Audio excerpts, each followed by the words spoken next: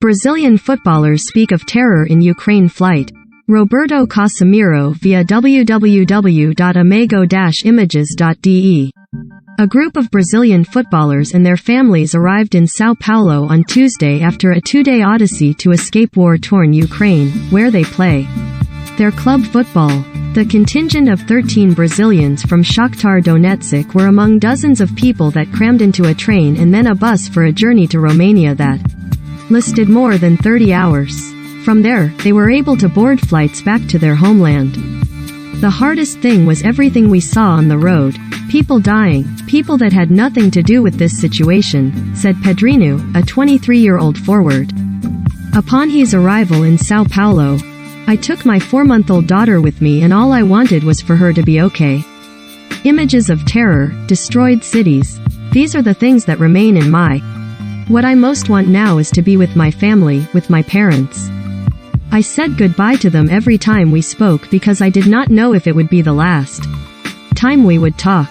When Russia invaded Ukraine on February 24, Shakhtar's Brazilians and a pair of players from Dynamo Kyiv, Uruguayan Carlos de Peña and Vitinho of Brazil, took shelter in a hotel with their families while asking Brazil's government to help them leave the country.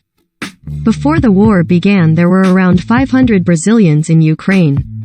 That is down to around 100 now, according to the Brazilian embassy in Kyiv. Everything blew up from one day to another.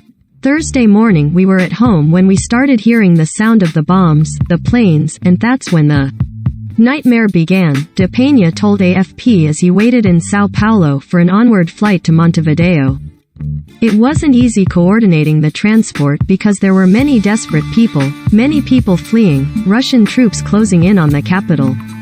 Now he remembers the feelings of fear, sadness and not knowing whether we will go back.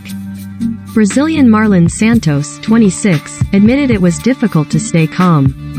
After 3 days in the hotel, the players embarked on a 17-hour train journey and then 15-hour bus ride with the help of European football's governing body UEFA to reach Romania. It was very dark when we left, we didn't know what we would come across, said Macon, 24, a Shakhtar player who left with his wife, 2 children and I just asked for calm so that my children did not feel what we were feeling, said Macon's wife Liara Vojnovic-Barbarin. But the relief at now being in a safe haven is tempered by the concern for Ukrainian teammates left behind. We have great friends there, I am sorry for them and really hope everything gets resolved, said Macon.